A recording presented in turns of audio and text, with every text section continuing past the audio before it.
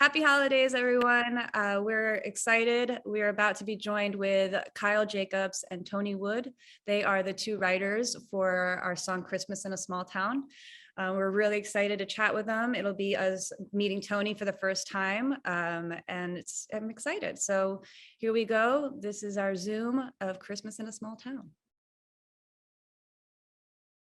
10 or 11. So it might be maybe 9 or 10 years old. I can't quite tell exactly. We can just say 2010. Yeah, I'm good. That makes sense. I'm good with whatever. So okay. One of my questions was it originally written on the piano? Like, what was it a lyric? Was it a melody? Was it a guitar? Like, how did you? Because I know, Kyle, you played it on piano, and so I was just curious. Yeah, I think this was one of those where I had a large portion of the lyric. I mean, that's kind of what I take into a number of co-writes along the way, knowing that whatever's on the page is not always exactly what stays. It gets changed along the way. I'm so fine with that. But some of the structure was already there. College, I remember, sat down and at the piano. We'd written some where you'd played guitar before, but it felt like this one you sat down at the piano, and it started falling out in a way that to me felt a little Randy Newman in some ways, that put a little bit more of that classic 1940s American pop song kind of thing on it, that I thought, man, just the marriage of that with the lyric and the place that the music was falling. I was pretty crazy about it immediately when he's just still fiddling with chords and trying to find the melody along the way. But I thought the marriage was going to be pretty good. Just kind of fell out. And that's the beautiful thing. And we can talk about this during the interview proper. But that's the beautiful thing about writing with Tony, is that he will bring something that's awesome. And sometimes words create the melody and create the structure of the song, obviously. And he's just so phenomenal at that. And for me, that's just so much freedom, because you can just, number one, it's a Christmas song. We can talk about all this. I think that's all we know right now. Talk about it. We're gonna. Sorry. So that's a beautiful thing about writing with Tony Wood. He's incredible. Mm-hmm. He brings ideas. He brings incredible lyrics, and those lyrics are so good that they end up creating a melody. They end up, really inspiring the song. And for me, I love playing piano, I love playing guitar. We have written songs on both piano and guitar. And but this one was just, the lyric was just, and the idea was so beautiful. And I love Christmas. Yeah. And Tony he just nailed this idea. And it was, Tony, if I remember right, this was a quick one for us. It didn't take too long, right? Yeah, I think 90 minutes, couple hours, and kind of most of it was there. Like, let's go away and listen to what we got, see if there's much that we need to tweak at. But I don't think a whole lot changed along the way. Mm-hmm. Right? Yeah. I just wish I heard melody. So that's the thing. It's like I write words, but I don't hear melody in the head. So I got to get with people that go, oh, well, yeah, it just sings like this. And as soon as they sing it back, I go, oh yeah, that's the way it's supposed to sing. But I got a short circuit in the brain somewhere with that. I don't hear that until somebody else tells me what it is. Good words. So that's where it's a great collaboration. Yeah. Yes, it is a very easy collaboration. I mean, was this the first Christmas songs, both of you guys? I think Tony, you've done a Wonder of Wonders before. Yeah, I love Christmas songs. I've written a good number of Christmas songs through the years with artists. If we finish up one, and I know at some point they're going to need a Christmas song, I might ask, hey, you want to grab a day just to do that? And sometimes it's kind of real out of season. But I've always kind of, got a couple of Christmas ideas up my sleeve that because I just love it, man. I've been a Christmas music junkie for a long time. We'll just maybe even in July sometimes just pull out a Sinatra Christmas or one of those great ones, because I just musically love all of that. So this was the first Christmas song we'd written. We'd written 2 or 3 songs before this, but I don't really even know why this was just something that an idea that I had. I don't even know. We didn't really talk about writing a Christmas song. I just kind of think I threw this out. I don't know anybody that was looking for Christmas, but it was the song in the room that day, so we ran with it. And legend goes, it was in June. Most Christmas songs seem to get written in the summertime. Yeah. Yeah. I guess we're just missing it. I think what something that I love the most about the song too is that it's so descriptive, and that's what I felt like when I heard it for the first time. I just fell completely in love because it reminded me of growing up, and like just the visuals that were all there. It just hit home so much, and I was in tears. And I remember just calling Kyle and just being like, can I do this song? Can we do this song? Well, how can we do this song? You know, and he's like, well, it's not been recorded yet. So Yeah. it was just like, yeah, this is incredible. It was just, I was blown away. Good, Because we were, good. that's kind of how it all happened was Laz and I were talking about writing. We wanted to do a Christmas song. A little late to putting it out this year because we were like, okay, you know, usually you do have to write them pretty early to Yeah. get it out by Christmas. But Kyle had come by. Ooh, almost lost you. Kyle had come by and we were just chatting, and he had mentioned, he was just like, oh, this one song is one of my favorite songs I've ever written with my friend Tony. And we talked about it. I'm like, let's send it over and we'll listen. And that. It's never been recorded, but Kyle did it last year as part of the Christmas showdown at the Skirmerhorn, and just, man, killed that performance. Such a great moment in that program. I loved it. Well, when I heard it, I said to him, I'm like, who's singing it? And he's like, oh, some idiot. And I'm just like, I'm like, the voice is great. I love this. Yeah. It was me. I'm like, I was surprised that you didn't even just put that out because it was just so beautiful. So Well, because it was waiting for you, Sam. I'm grateful I got the opportunity, and can't thank you guys enough for writing it, because it felt like home for me too when I sang it. So that made me really, it's hard to find that as a writer myself. Sometimes it's hard to find that with other songs from other writers. I love writing with other people, but to have a complete song outside of me where I didn't touch the lyric, you know, like that's not, I didn't have to do anything. It's just all there, and it makes me feel like I'm a part of it. You know, it was just incredible. That's always the nice compliment when a writer says, okay, I want to do this song, even if I didn't write it. So thank you. That means a lot. Yeah, That's true. yeah. I'm grateful to have to have been able to have produce it and record it. That was such a treat and so much fun. Kyle was there also. So, you know, we were just like two little kids adding, no, let's, you know, use the French horn, you know, or let's find, you know. Lots of excitement and a lot of tears. I feel like every time we went through it. Very, yeah, we've never cried so much through a song. Yeah. I was crying. That's the fun thing. Sam, when you said, you know, it just felt like home. I mean, Tony, you know, that's always our mission. Song, Christmas song or pop song, whatever it is, as long as it takes you to home, as long as it takes your heart home, then that really means something. And it's going to stick with you. It's not going to go away.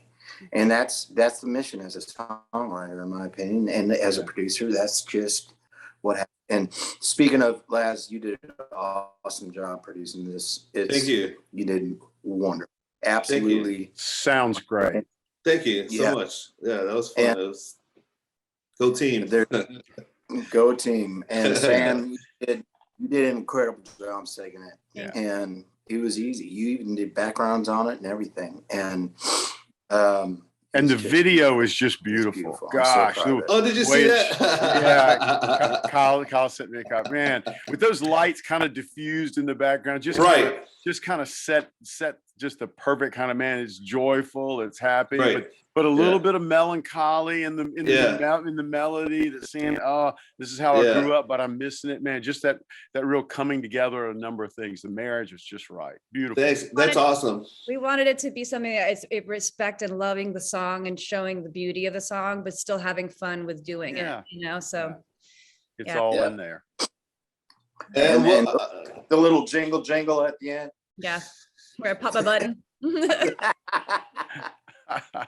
Well, we're excited to do so many different versions of it. I mean, Kyle brought up an acapella version, that could be amazing, just very reverbed out. I could see like a Hallmark, hanging the decorations on the trees, and just a very sweet acapella version of it would be amazing. Yeah, and then we could really show that intimate do a side with the video. heavy metal version, and then we put a punk one following up. The anger Christmas a lot of fun version. with this. The Grinch version. Yeah, we have Metallica stepping in. It's gonna be pretty incredible. Gonna blow your minds. Oh wow. Okay. Oh yeah. Did we say how did you guys meet? Tony and Kyle. What did you say already? How you guys actually met for the first time? Was it through Drew Alexander? Huh?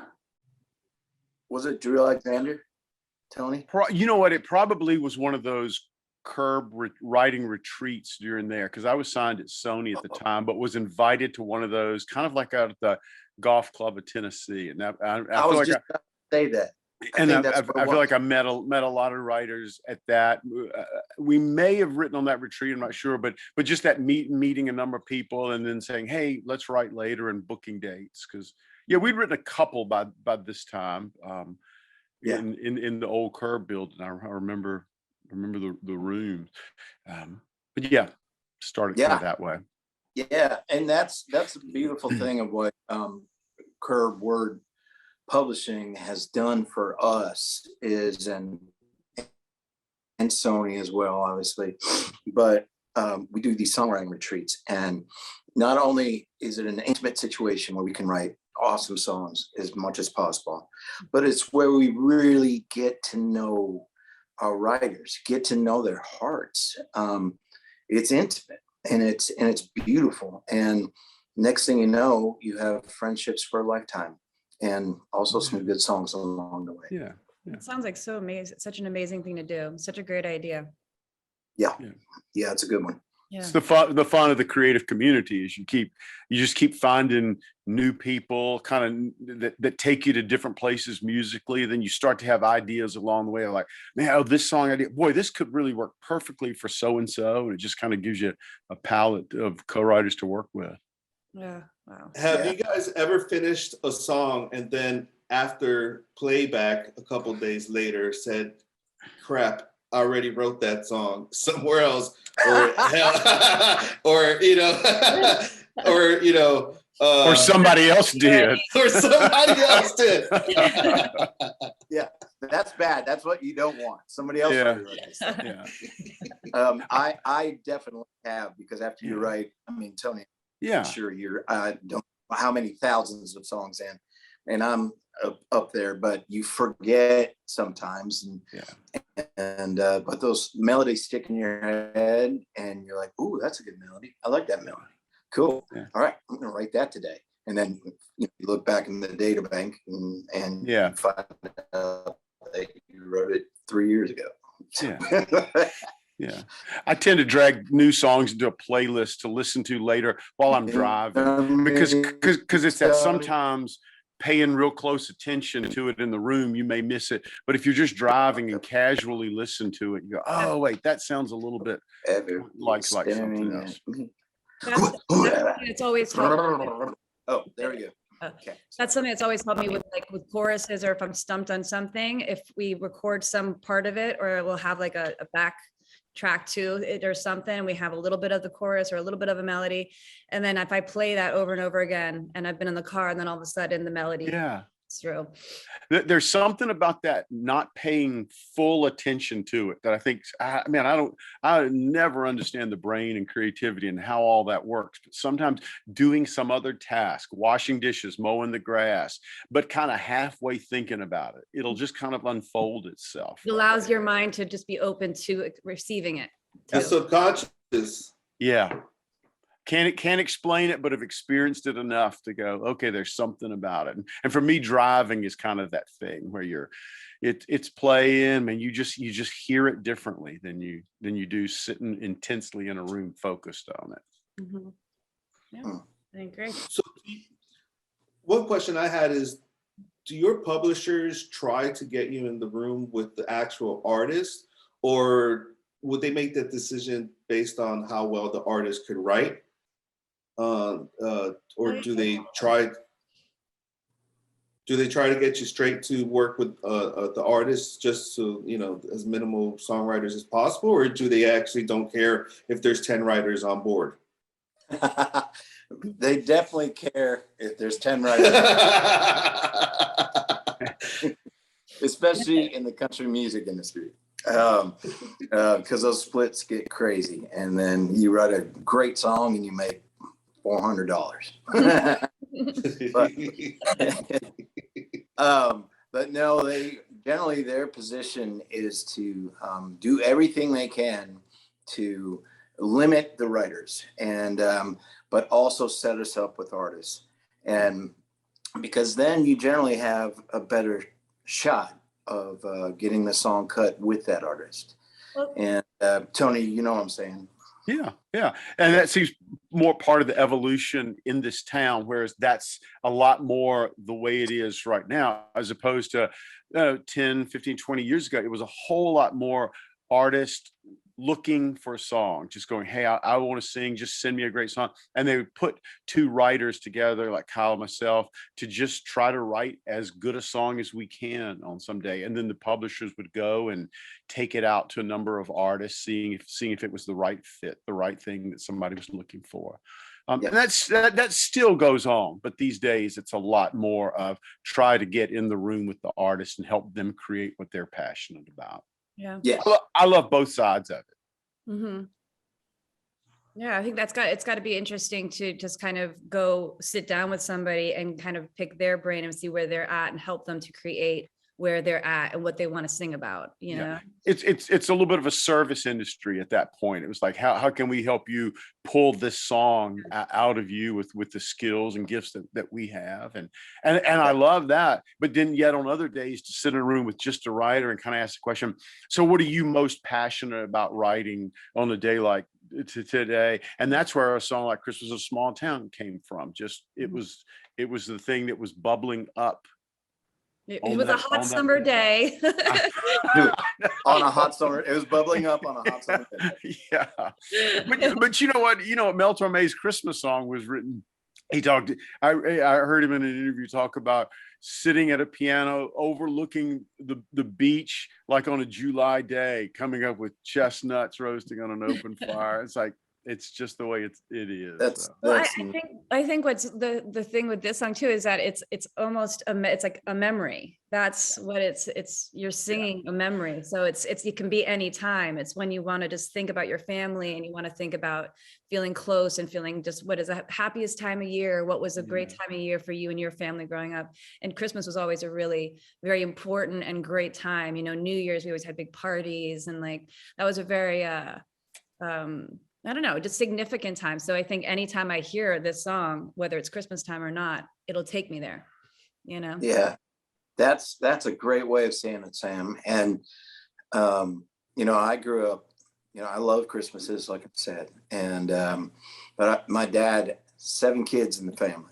7.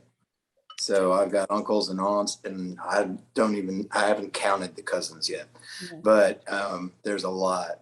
So our Christmases, the whole Jacobs family would get together and in this tiny little house in Minneapolis and just pack it in and just love on each other and play games and open gifts. And it is such a delight for me. We go outside and play cousin football in the snow. Wow. And it's like it made Minneapolis a small town because it was just on one street in a small house, and we just loved on that. And I miss that. I miss, people move here, they move there, and they do all that. And but this song, every time I listen to it, I think of Christmas in Minnesota. I think of that, and it warms my heart, even though it was cold as hell.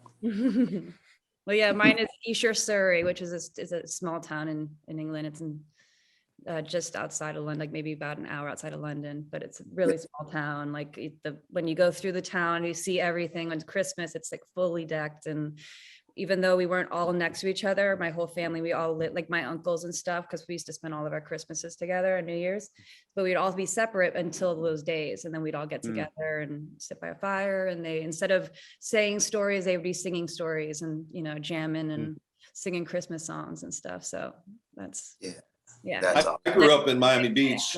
We decorated palm trees. Stop bragging, Laz. We decorated palm. But yeah, it's still, I mean, over 1 million people in that island, but still it felt so small. I think that I feel like that's one of the reasons it relates to almost everybody, because when you're young, even though you might be in a huge metropolitan area, it still feels like a small town when you're young and, you know, you're not really being exposed to everything yet, you know. So I do think it hits home with everyone, even if they're not from a small town. Yeah. Well, and whether or not you grew up in an actual small town or not, there's just something about that nostalgic Christmas thing of longing. There's this wistfulness of, man, just the simplicity of it, whether or not in the town, but the simplicity of just childhood Christmases when it seemed just a little simpler, just a little bit easier, and to go back there in a song and remember that, it's a sweet thing for all of us. Being where you're from, there's a question for both of you guys, so however you want to answer it, but like, how do you think that impacted you on your writing as a writer? Tony? This is lyrically, this is pretty honest first person for me, just going back to childhood. The parades on Main Street, man, that was such a big highlight. The Friday night where it was the local parade, you go with your family, see all your friends. The big thing is, you knew at some point the couple of the floats were throwing candy. That's what it's all about as a kid. Just run out in the street and get the candy. And man, you know, it was about 2-3 blocks of a little small town. So the church bells there ring, and you just kind of hear them for blocks away. Just kind of setting the tone in the town. I mean, the pictures were all kind of my story, but I knew that they were everybody too. And then in the final verse, to end up really right there in the room with family. That's that place where it kind of all culminates for everybody. These people that you love. Yeah, I love that line too, because that's mine. We're always tons of cousins around. We were always playing games and stuff. So yeah, that's You know, that's a beautiful thing about this song is, you know, I grew up in a big town, but somehow that big town turned into a small town during Christmas, and it was all about family. It was all about gifts and presents and all the beauty of what Christmas is. What's that? My mom, the mom is cooking in the smelling. Oh yeah, absolutely. Mama's cooking. Would eat a big meal. We always had the big Christmas dinners and. Yep. And I can get real emotional really quickly. I'm trying not to, but just like you and Grandma cooking and just the spread and just how much work was put into it just for family and to enjoy that time of the year. And sometimes we wouldn't see, you know, certain family till next Christmas. And so it's so reminiscent and it's so beautiful in my mind. And I think that's why it was easy to write this song. Listening to it so many times, it was just very intriguing to understand the process of what you guys were thinking. Like Tony, you just mentioned like so much, so many ingredients in that parade. Yeah. But you shortened it to just the church bells ringing. You know, just right. It's the power of the picture. You give just enough, knowing that. I mean, I know what I visualized there, but Kyle's specifics would be a little bit different. Laz, yours would be different. Samantha, yours. What the buildings behind it are like. But boy, we all fill in those details for ourselves. So you give them enough. Yeah, and that's the beauty. That's such a great question, Laz, because that's that's our mission. Our mission is to take a big thought that we have in our heads, Right. and put it right here so it identifies with everybody. Yeah. Everybody, whether you're big town, small town, wherever, Miami, wherever you are, that it identifies. And then put the music together with your awesome production, Samantha's awesome voice, and next thing you know, you got something that can just spread across the world. Yeah, I just don't think a lot of people understand how, hard that actually is to, not only relay a thought you have so that someone else can understand it, but to shorten your thoughts that could be, that in your head are probably just never ending. But to shorten that to the right picture that people could visualize instead of actually process and understand. I think that's quite a talent. And that editing is such a part of the writing process. What do you include in? What do you cut out? Say, okay, that's too much. You want to give enough time to all the little pictures, but you don't want to make one a whole lot more than all the others. So you're constantly making wagers all along the way. This in, this out, this out, this in. Just interesting, man. You hope you get it right. It's kind of like a melodic elevator pitch. Has to be, you gotta get your full everything and just make sure it's all describing it the best way possible. So you're not giving any extra words that are just pointless. Right. And that's what one thing that Tony is just absolutely amazing at is, and I do the best I can, but coming in with a beautiful idea and us going through the song, writing the song, and then the edits. What is 20% inspiration, 80% perspiration? Yeah. Right. I think there's something to that. Yes, there absolutely is. Just any way to make it better. And we've been doing it for so long that we've got a good idea how to do that. Sometimes we fail, but we didn't fail with this one. Boy, and I'm really trustful of the instincts of my co-writers that I may think that this is the right piece that needs to go here. Kyle, everybody pushes back. I think that goes more here. It's like, well, why do you, I want to know why they think that, but boy, I'm not distrustful of that. They've got a gut feeling that hundreds of songs that they've written through the years tells them, no, this is better to do this here. Melody needs to do this here. And I'm real trustful of that when I get in the room with people. I think you need to be to create a good song, that you have to trust the person you're writing with, and hopefully you get that same back from them, because it's going to make the whole process so much easier and flow better. And you remember that they have the same goal in mind too. They want to walk out of the room with the best song. So you really, even though there's that moment of we're not quite seeing it eye to eye, we really are on the same team with the song, and they're trying to make it better. Oh, okay, let's go there. Laz and I feel that is something we both from writing and working together for so long, there was butting heads when we would first write in the beginning, and then we've learned we totally trust. I have absolute trust in him as a writer and as a producer. He has trust in me, so we both know we just want to do the best. We just want to make it the best and the best song we can make. So that's really, I think that's really important. Yeah, that's the ultimate mission. Yep. And finding those people that you just trust them. Yeah. Yep. And then also for you as an artist, it's just, for some reason this song touched your heart.